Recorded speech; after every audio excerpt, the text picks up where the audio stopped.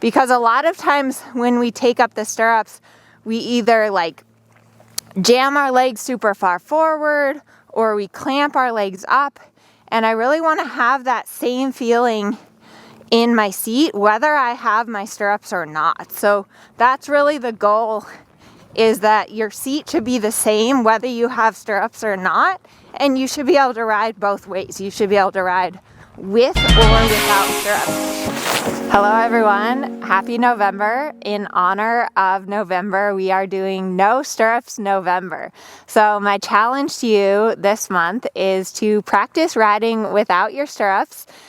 Get a photo or a video of you riding your horse without stirrups, post it in Amelia's Dressage Club on Facebook, use the hashtag #NoStirrupsNovember, and we will select a lucky winner to win a Castell shirt with my logo on it, which is super cool. So in today's video, I'm going to talk about how you should ride without stirrups, why it's important, why it helps your horse, and just give you some tips to encourage you to ride without stirrups, because it's a really, really useful tool to work on improving your independent seat. First thing is always safety first. So make sure that you have a horse who's safe and that you're confident on. I always recommend first just trying your no stirrups at the walk and then gradually building up to the trot and the canter. If you have someone that can lunge you, that's always great, because then you don't have to worry about steering your horse. Okay, so the first thing is that you can either take the stirrups off of your saddle, or what I do is I just cross the stirrups in front like this. So take your feet out of the stirrups, and then you're just gonna cross your stirrups in front of the saddle like so. And then just make sure that the little metal piece here isn't pushing into your leg. Start off at the walk, and the first thing that I just start with when I am riding without stirrups is feeling the rhythm in my seat. So you'll immediately feel when you don't have stirrups, all of the weight is now going into your seat bones. So when you do have stirrups, about 20% of your weight goes into your stirrups, 80% of your weight goes into your seat bones.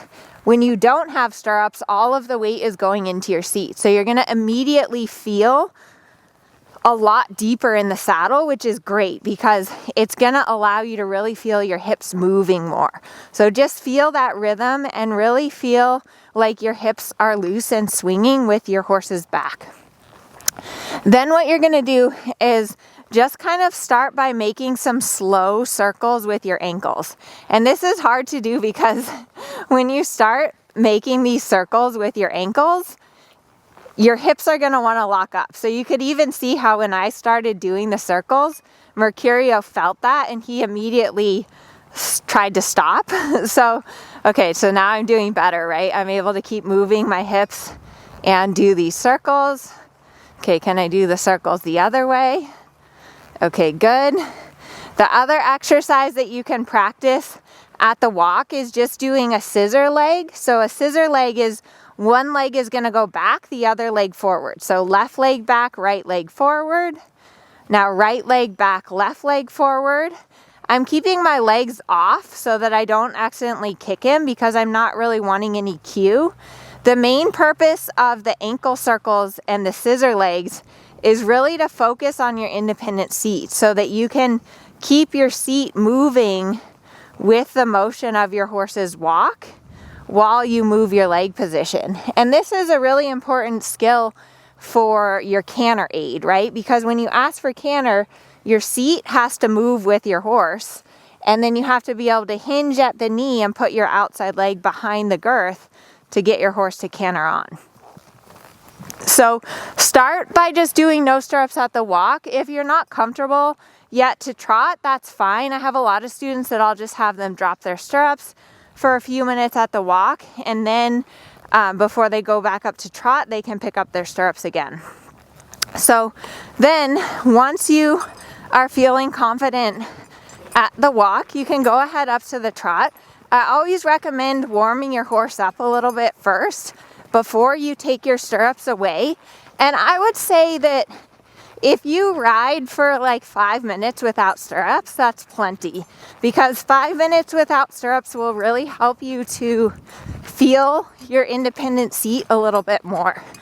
So a couple of things, when I'm riding without stirrups, I really think about keeping the same leg position that I want if I do have stirrups. So I can feel my left toe is turning out. I want to keep my toes in and a little bit up. I want to keep my leg quiet by the side of my horse.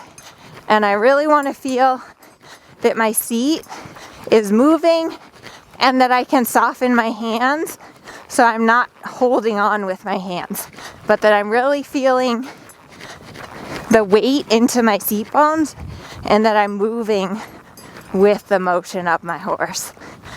So give this a try. Let me know what you feel is different without stirrups.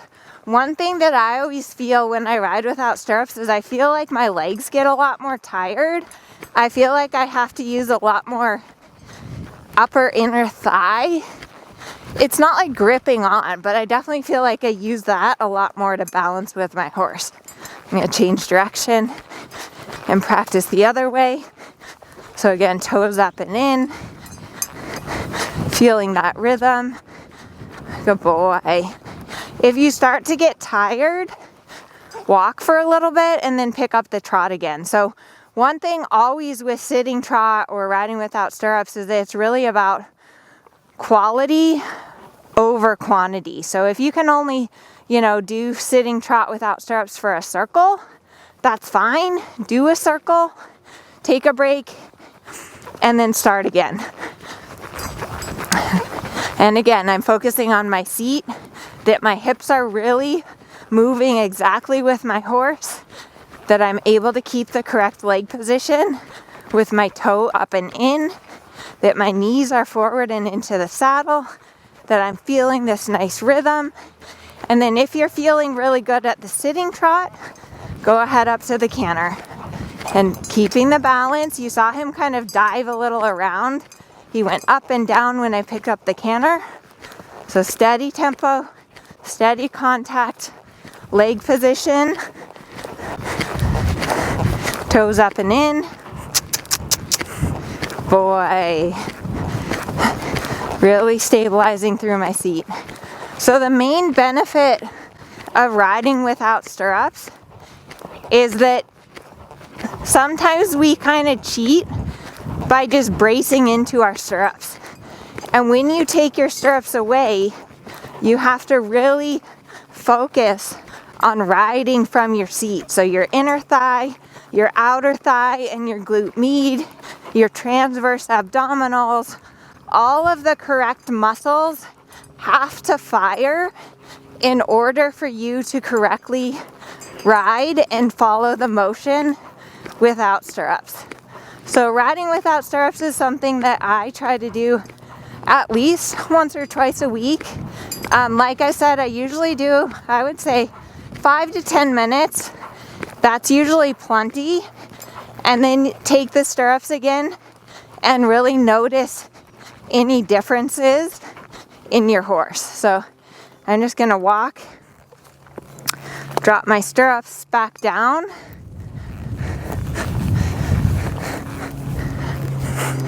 It's always, I think it's so funny after you've been riding without stirrups, when you take the stirrups again, your stirrups always feel super short.